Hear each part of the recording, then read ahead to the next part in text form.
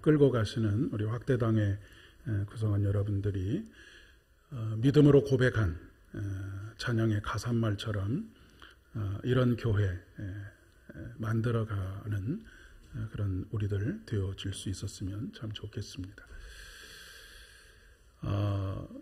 처음에 미국에 갔을 때 요즘 우리나라도 점점 그렇게 되어져 가고 있지만 다들 교회 주변에서 사는 것이 아니고 멀리서 교회로 이렇게 주일마다 모여드는 그런 이제 시스템이다 보니까 가깝게 사는 사람들도 뭐 한 10분, 20분 정도 떨어져 있고 조금 멀리 살면 30분, 40분, 심지어는 1시간을 넘게 차를 타고 와서 예배를 드려야 하는 그런 구조이다 보니까 아이들이 와서 잠시 교육부서에 머물러서 말씀도 배우고 즐거운 시간도 가지곤 하지만 부모가 돌아가야 하는 시간이 되면 어김없이 와서 아무개야 가자 하면 그대로 모든 것을 내려놓고 이렇게 가야 되는 시스템이어서 저희 아이가 처음에 가서 한동안 굉장히 친구도 만들기가 쉽지 않고 한 그런 그 구조들 속에 있었던 생각이 납니다. 그런데 어느 날 아주 가깝게 친구들을 만나고 또 그렇게 가까워질 수 있는 기회가 있었는데 락긴이라고 하는 그런 프로그램이지요. 일종의 락이라고 하는 것은 잠근다는 얘기고 인이라고 하는 것은 안에 있다라고 하는 그런 의미인데 말 그대로 어떤 건물이나 장소에서 문을 걸어 잠그고 밖에 나오지 않고 하룻밤을 함께 지내는 그런 것입니다.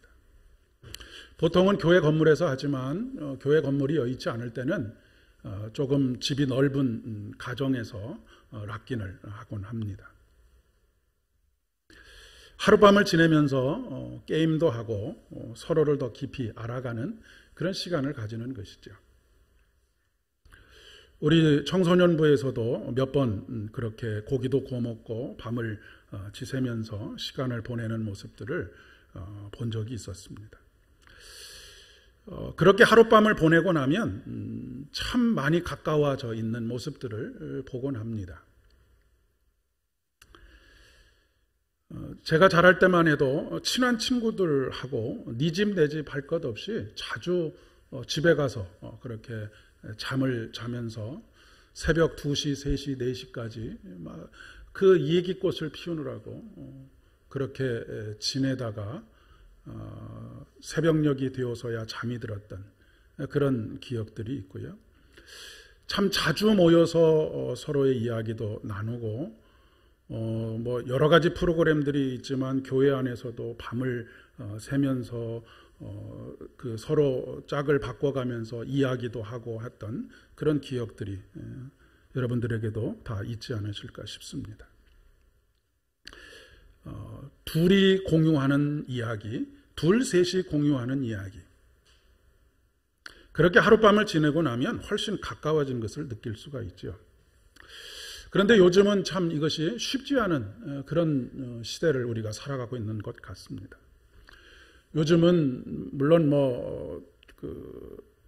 전혀 없는 것은 아니지만 가겠다는 녀석도 없고 오겠다는 녀석도 없는 그런 시대가 되어져 가고 있습니다. 여러 가지 이유들이 있겠죠. 공부가 중요하기 때문이기도 하고 또 요즘은 개인의 프라이버시를 굉장히 중요하게 여기기 때문에 누군가 낯선 사람이 들어와서 하룻밤을 자고 간다는 것에 대해서 어려움을 토로하는 것이기도 하겠습니다. 근데 우리가 이전에 가지고 있었던 우리라고 하는 개념, 함께라고 하는 개념, 이런 개념들을 조금씩 잃어가고 있기 때문이 아닐까 싶은 생각이 듭니다. 신앙생활도 그러하지 않은가 싶은 생각이 듭니다. 이전에 비해서 성도들 간의 친밀감이 굉장히 많이 상실이 되었습니다. 그리고 그 친밀감이 상실이 되다 보니까 관계의 결핍을 자꾸 느끼게 되는 그런 시대를 우리가 살아가고 있습니다. 현대인들의 특징이 무엇이냐면 군중 속에서 고독함을 느끼는 것입니다. 그것은 어떤 특별히 문제가 있는 사람들이 그렇게 그런 고독함을 느끼는 것이 아니라 우리 시대가 서로의 관계 속에서 이 친밀감을 느끼지 못하기 때문에 무엇인가 나와 함께라고 하는 그런 감정보다는 떨어져 있는 듯한 그런 감정들을 더 많이 느끼기 때문이라고 그렇게 이야기할 수가 있겠습니다.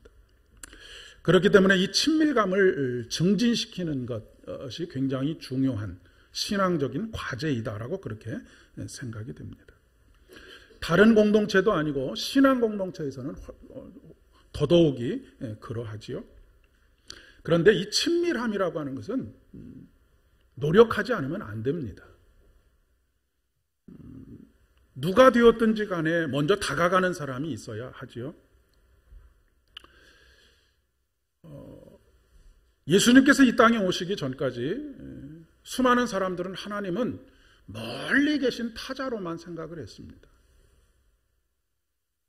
그래서 하나님은 두려움의 존재이고 하나님을 얼굴로 대면하여 보면 죄로 인해서 죽을 수밖에 없다라고 하는 그런 공포스러움을 더 많이 가지고 있었던 시대입니다.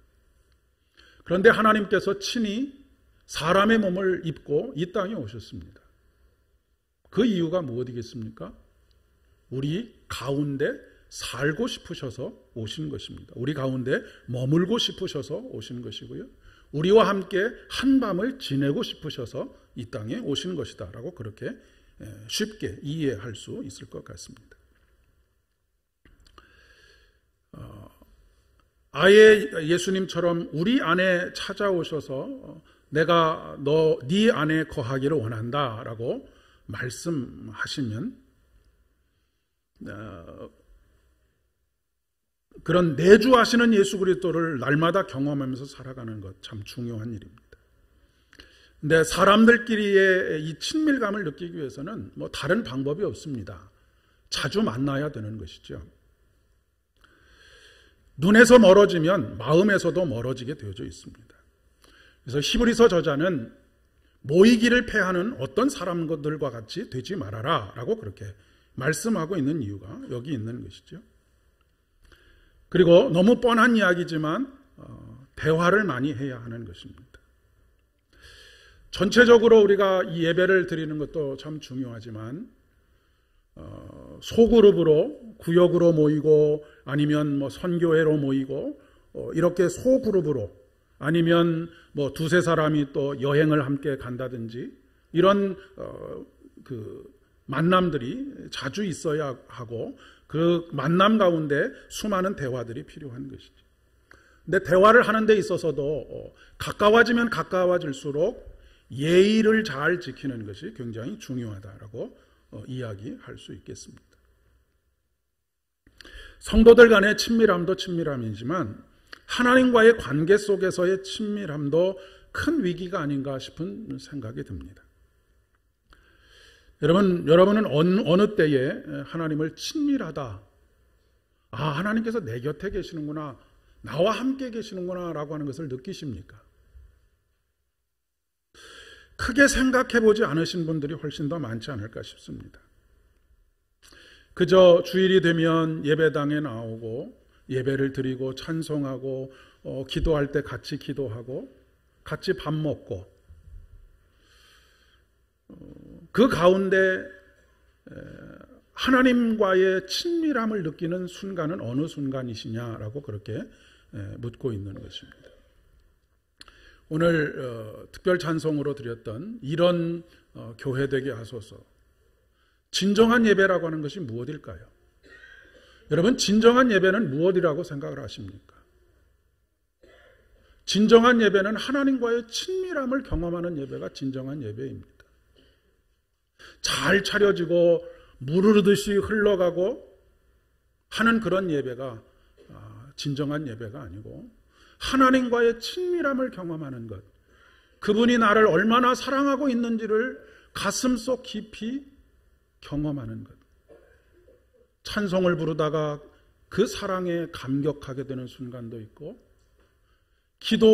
함께 기도하는 순간에 어떠한 기도의 고백 속에서, 간구 속에서 내 마음 속에 그래, 하나님이 나를 어루만지시고 계시는구나 라고 하는 것을 느끼는 그 순간이 바로 진정한 예배라고 하는 것입니다. 그런 의미에서 우리가 회복해야 할 예배는 바로 하나님과의 친밀함을 경험하는 예배.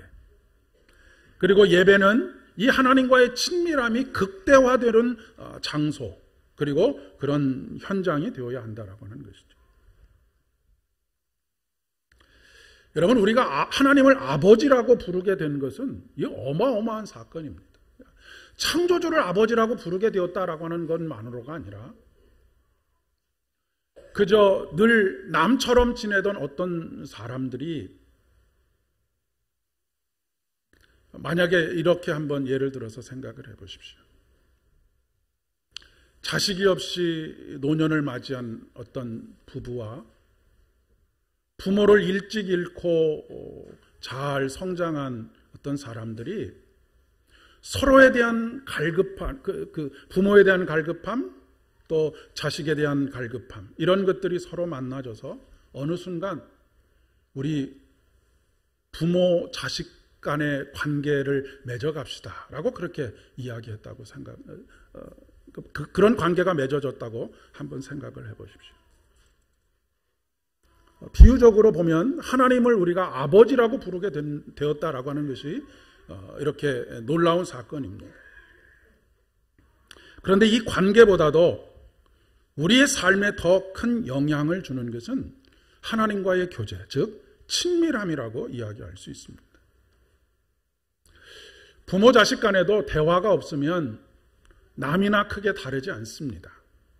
부모 자식 간에도 친밀함을 느끼지 못하면 남이나 뭐가 그렇게 다르겠습니까? 법적으로만 부모 자식 관계인 것이지 그 어떤 삶의 영향도 주고받지 못하는 것입니다. 하나님과의 관계도 마찬가지라고 이야기할 수 있습니다. 신약 성경에는 예수님을 표현하는 단어가 무려 55개가 나옵니다. 그 중에서 오늘 서신서의 본문인 고린도전서 1장에는 3가지의 호칭이 나오죠. 예수라고 하는 것은 그냥 인간 예수로서, 인간으로서 예수님께서 불려지신 이름입니다. 그러니까 제가 철이라고 불려지는 것처럼 예수라고 그렇게 사람들에게 불려졌던 이름이고요.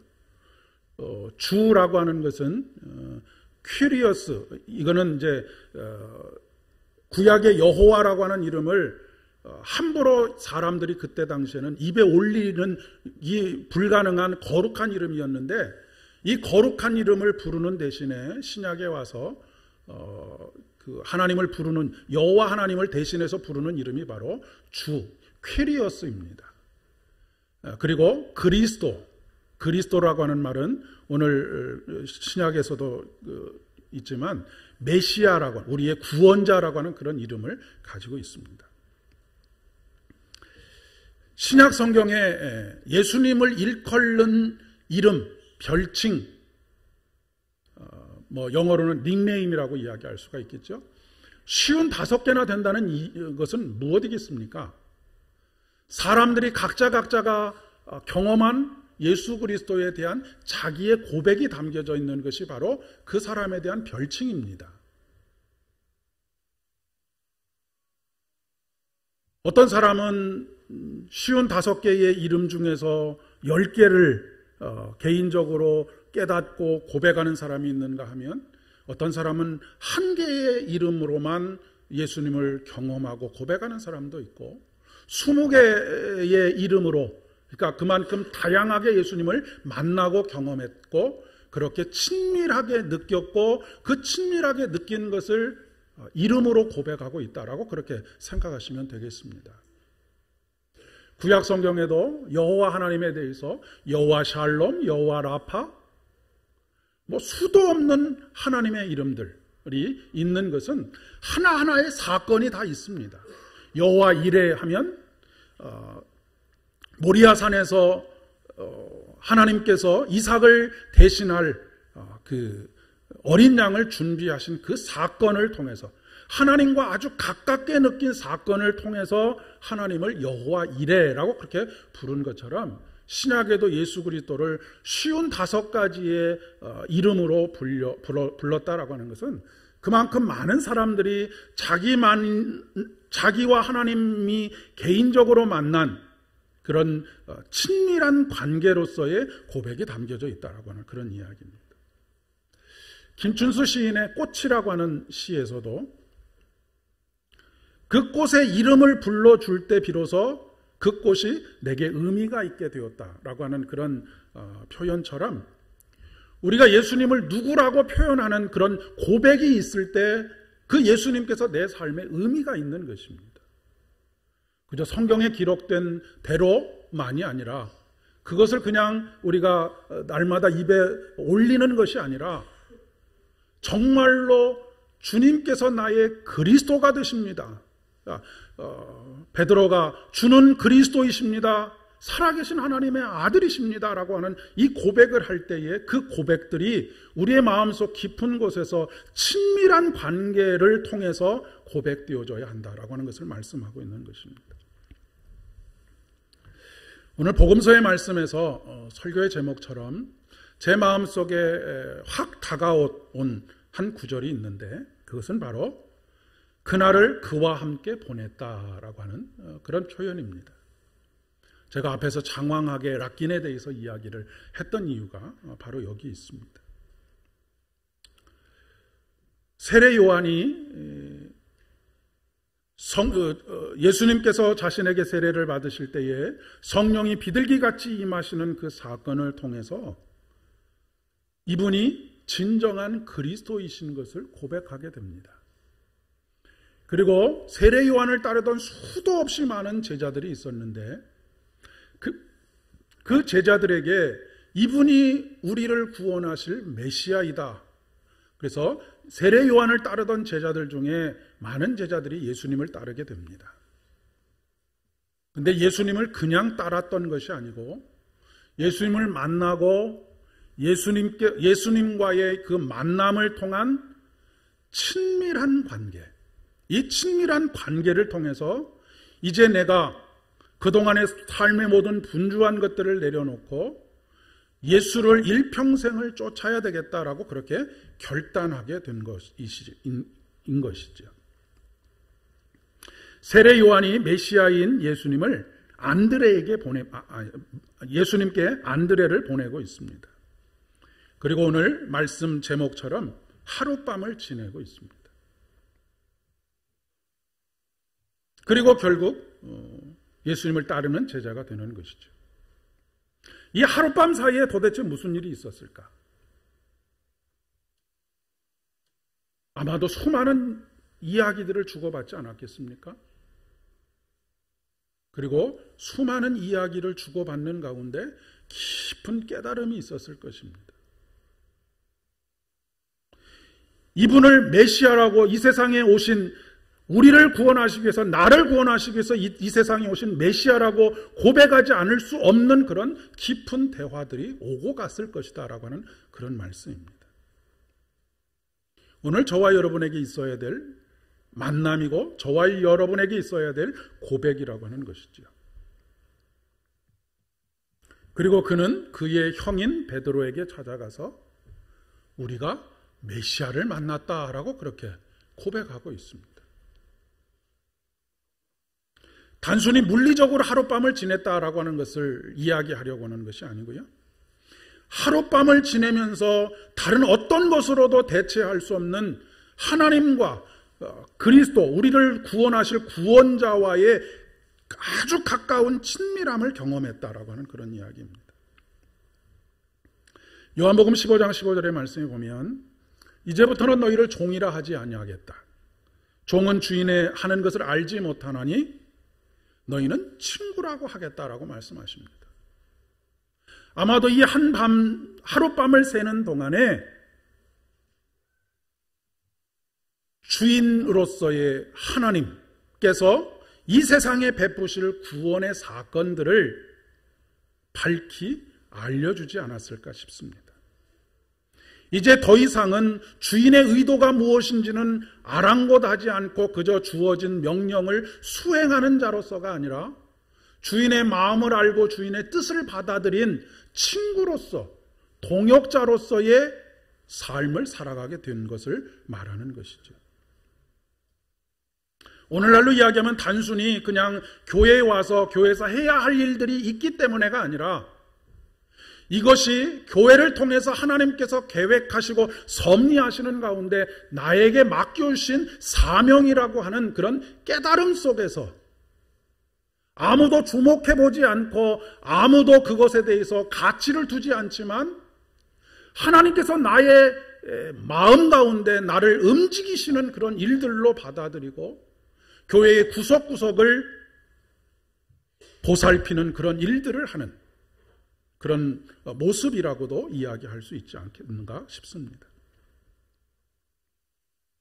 시편 91편 1절의 말씀에 보면 지존자의 은밀한 곳에 거하는 자의 기쁨에 대해서 이야기하고 있습니다. 지존자의 은밀한 곳에 거하는 자는 전능하신 자의 그늘 아래 거하리로다. 지존자의 은밀한 곳에 거한다라고 하는 것은 무엇이겠습니까? 하나님과의 친밀함이 극대화되는 자리가 지존자의 은밀한 곳입니다. 영화 같은 데 보면 아이들이 자기가 마음을 나눌 만한 친구 관계가 되면 자기만이 가지고 있는 비밀 아지트에 친구를 데리고 가는 그런 모습을 여러분 보신 적이 있는지 모르겠습니다. 이런 것입니다. 지존자의 은밀한 곳에 거한다라고 하는 것. 시편 73편 28절의 말씀에 오면 하나님께 가까이함이 내게 복이다 라고 그렇게 고백하고 있습니다. 가깝다라고 하는 말은 다정하다라는 표현이기도 하고요.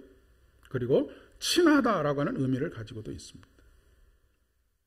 하나님을 가까이 하는 복을 누리시는 여러분 되실 수 있기를 진심으로 축복합니다.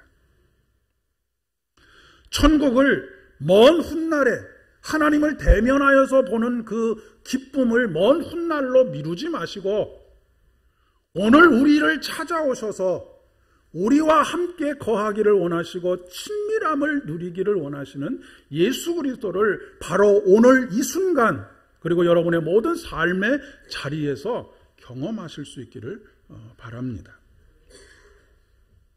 우리에게 매일매일 다가오시는 그분을 밀어내지 마시고 내가 분주하니 조금 있다 만납시다라고 하지 마시고 내가 해야 할 일들이 너무 많으니 당신은 맨 나중 순번입니다 라고 그렇게 밀어내지 마시고 가장 먼저 그분을 맞아들이실 수 있기를 바랍니다.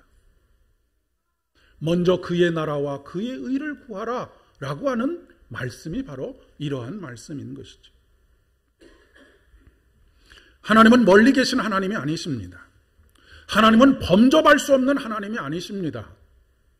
우리 한 사람 한 사람을 오죽 사랑하셨으면 손바닥에 한 사람 한 사람의 이름을 새겨놓고 그 손바닥을 매일 보면서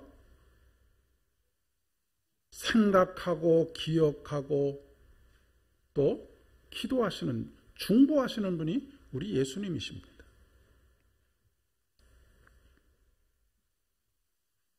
이사야 선지자는 오늘 이렇게 그분과의 관계를 묘사하고 있습니다.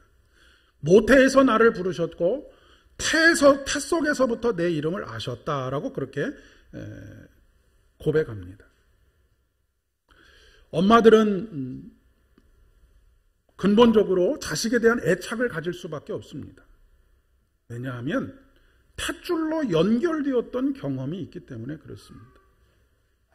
임신과 출산의 과정을 통해서 탯줄로 연결된 것 같은 강한 연대감, 그것이 바로 친밀감입니다.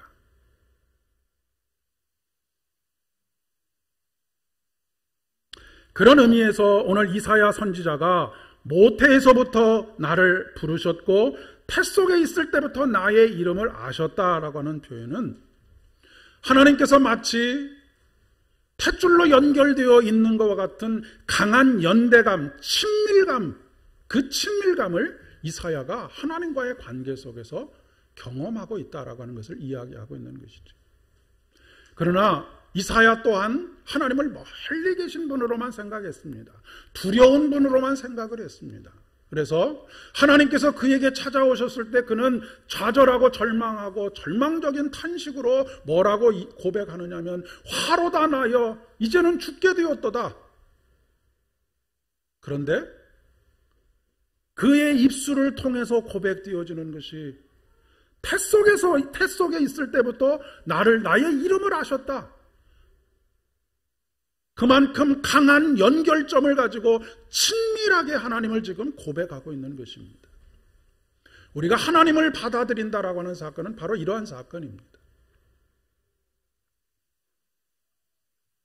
그래서 오늘 시편 40편 1절의 말씀에 오면 시인은 내가 간절히 주님을 기다렸더니 주님께서 나를 굽어보시고 나의 울부짖음을 들으셨도다라고 노래하고 있는 것입니다.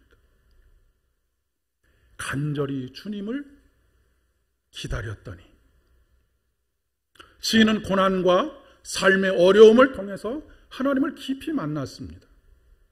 주님께서 나를 멸망의 구덩이에서 건져주시고 진흙탕에서 건져주셨습니다.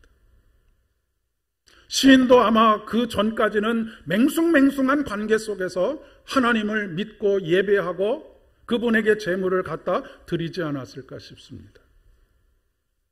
그런데 고난의 현장 가운데로 찾아오시고 그를 멸망의 구덩이에서 건져주시고 진흙탕에서 건져주시고 그가 반석을 딛고 일어서게 해주시고 걸음을 안전하게 해주시는 그 하나님을 만나는 가운데 한없는 친밀감을 지금 경험하고 있는 것입니다.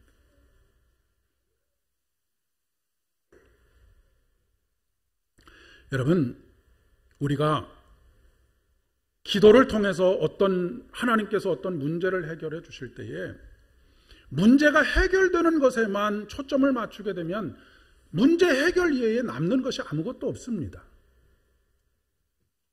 문제를 해결해 가는 가운데 하나님께서 나의 문제를 해결해 가시는 가운데 그 문제의 해결보다 더 중요한 것은 문제를 해결해 가시는 그 하나님을 얼마나 깊이 간절히 만나느냐 하는 것이 중요한 것이죠. 이 여운이 오래 남는 것이고 이 여운이 평생을 가는 것입니다. 그렇지 않고 문제가 해결되는 것에만 집중하게 되면 문제가 해결된 이후에는 금방 잊어버리게 되어져 있습니다. 언제 그런 일이 있었는지 한 3일만 지나면 다 잊어버리게 되어져 있는 것입니다.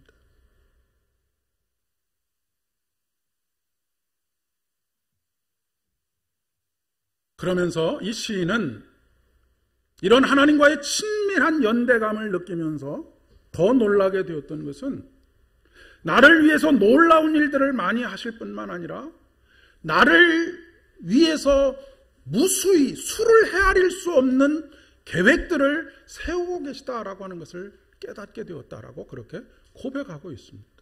이것이 바로 친구 아니겠습니까? 그동안에는 뭐 때문에 주의 일을 감당해야 되는지 내 사명을 감당해야 되는지 교회 와서 그 허드렛 일들을 해야 하는지를 알지 못하다가 이제는 비로소 깨닫게 되었다라고 하는 것입니다. 열거할 수 없을 정도로 수를 헤아릴 수 없을 정도로 무수한 계획들을 나에게 가지고 계신다.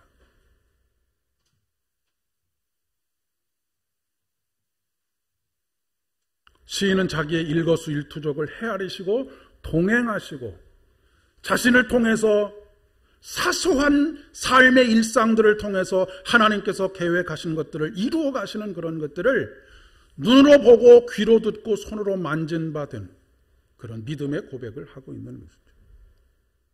하나님과의 친밀함이라고 하는 것은 어떠한 큰 이벤트와 같은 사건을 통해서 누릴 수 있는 것이 아닙니다. 자주 만나고 깊이 대화하는 가운데 우리가 누릴 수 있는 것이죠. 그리고 그 깊은 대화를 나눌 수 있는 자리는 오히려 편안할 때보다 삶이 고단하고 어렵고 힘들 때 훨씬 더 많은 대화들을 주고받을 수가 있습니다. 그래서 고난은 차라리 축복이라고 하는 말이 거기에서 나온 것이죠. 우리 인생 가운데 고난만 남는다라고 하면 그것처럼 허무한 일이 어디 있겠습니까?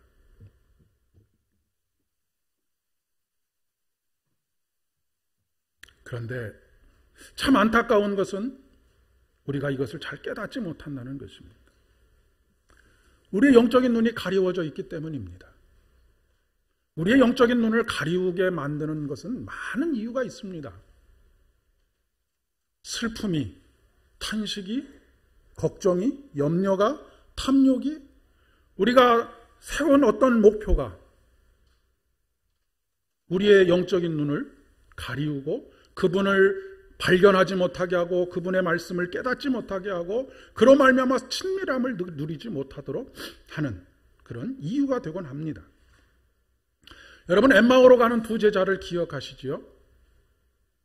예수님께서 십자가에 달려 돌아가신 그 충격적인 사건을 경험하고 나서 이제는 다시는 보고 싶지 않은 예루살렘을 뒤로 하고 엠마오로 두 제자가 터벅터벅 낙심 가운데 걸어가고 있었습니다.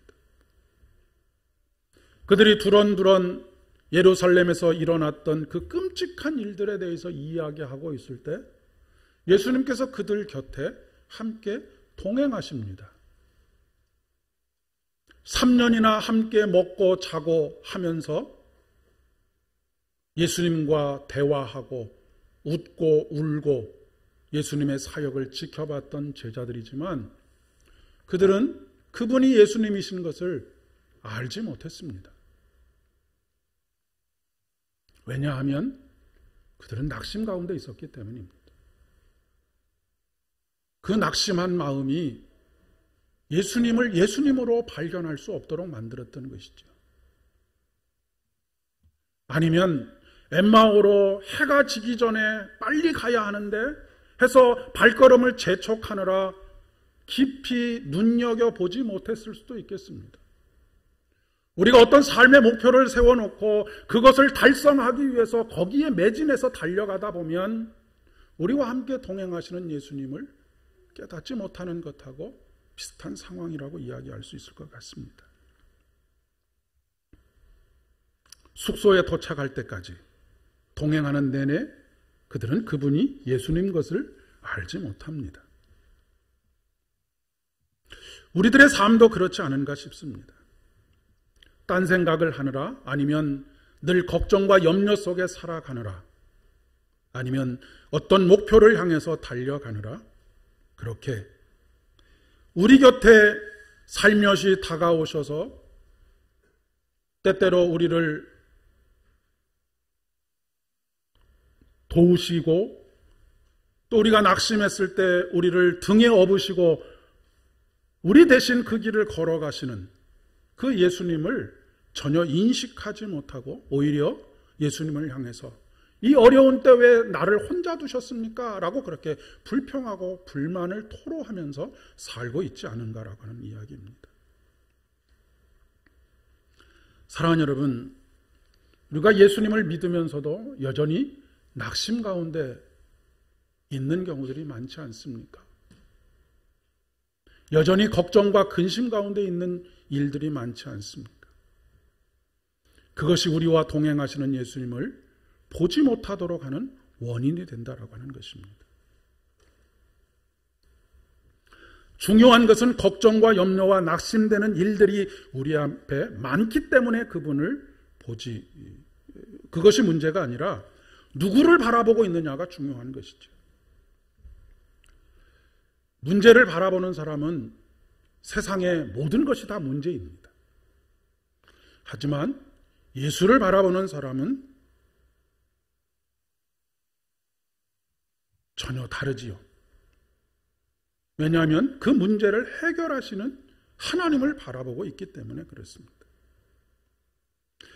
문제를 바라보는 사람은 문제투성이인 세상을 바라보면서 해결할 수 없는, 해결할 능력을 가지지 못한 나의 모습 때문에 좌절하고 절망을 더할 뿐이지만 그 문제를 해결하시는 예수 그리스도를 바라보는 사람은 이전에 가지고 있었던 걱정과 근심과 염려까지도 내려놓게 되는 것이죠.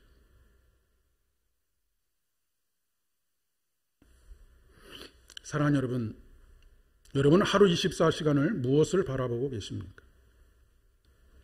하루 24시간 무엇을 생각하고 계십니까? 무엇을 바라보고 있느냐, 무엇을 생각하고 있느냐에 따라서 여러분의 삶이 결정이 됩니다. 예수를 바라보고 있으면 소망이 생기고 현실을 바라보면 절망이 생깁니다. 예수를 바라보면 은혜가 넘치지만 현실을 바라보면 마음이 각박해집니다.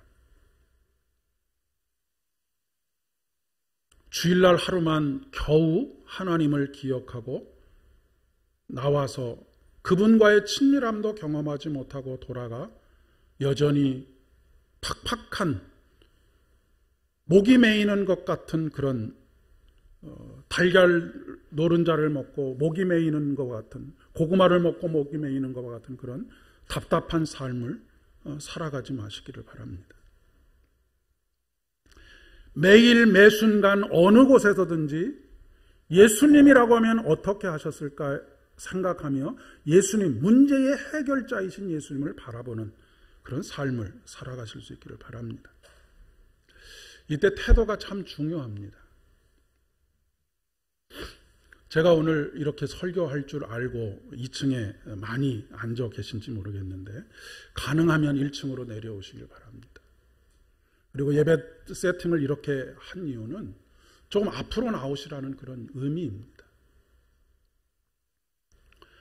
여러분, 이 물리적인 거리는 심리적인 거리하고 굉장히 연관성이 있습니다. 지하철을 타면 지금은 조금 짧아졌지만 예전에는 지하철 이렇게 의자가 길게 있었지 않았습니까? 어떤 사람이 타면 의자 중간에 앉는 법이 없습니다. 맨 오른쪽에 앉습니다. 또 다른 사람이 타면 또 그 사람과 가장 떨어진 자리에 자리를 잡고 앉습니다. 왜냐하면 그 둘 간에는 아무런 친밀감이 없기 때문에 그렇습니다. 그런데 여러분, 사랑하는 관계 속에서는 이것이 둘인지 하나인지를 모를 정도로 바짝 붙어서 그렇게 앉아서 가는 모습들을 볼 수 있습니다.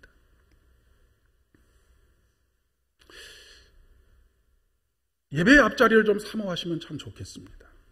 그리고 그런 태도를 좀 가지실 수 있었으면 참 좋겠습니다.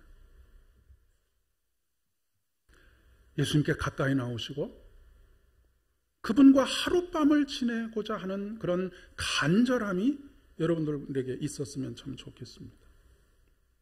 시편의 기자처럼 하나님을 향한 갈망을 가지는 것. 올 한 해는 여러분의 삶의 목표를 하나님께로 한 걸음 더 가까이 나오는 해로 그렇게 정하시면 좋겠습니다. 다른 것에 집중하지 마시고 하나님과의 친밀함을 경험하는 일에 조금 민감하게 집중하시고 반응하시면 좋겠습니다. 그렇지 않으면 신앙생활이 굉장히 공허해집니다. 여러분, 이 친밀감을 느끼지 못하면 쉽게 늙습니다.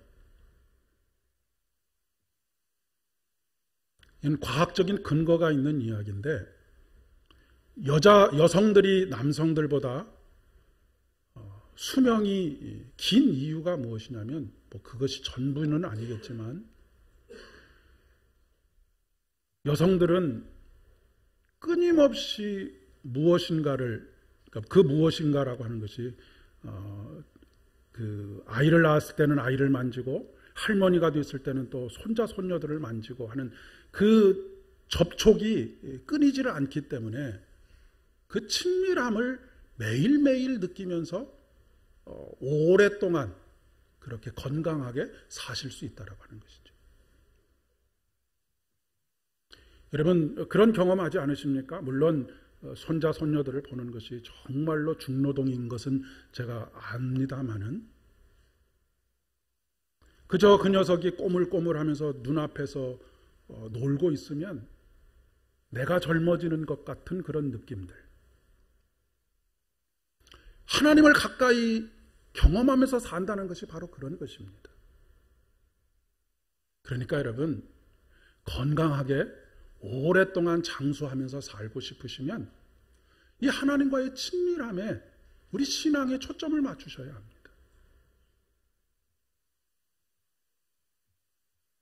올 한 해 하나님과의 친밀함을 극대화시키는 일에 여러분의 모든 것을 집중하셔서 여러분의 삶이 물된 동산과 같고 물이 끊어지지 않는 샘이 있는 그런 인생 되어지실 수 있기를 진심으로 축복합니다. 기도하겠습니다. 하나님 아버지, 주님을 더 가까이서 만나기를 소망합니다. 주님을 찾고 또 간절히 찾는 우리의 심령 되어지기를 간절히 소망합니다. 그래서 얼마나 가슴 절절하게 우리를 사랑하시는지 그 사랑을 알고 싶습니다. 그 사랑을 느끼고 싶습니다. 그래서 우리 인생이 날마다 물된 동산과 같고 물이 끊어지지 않는 인생과 같이 되게 하여 주옵소서. 예수님의 이름으로 기도드립니다.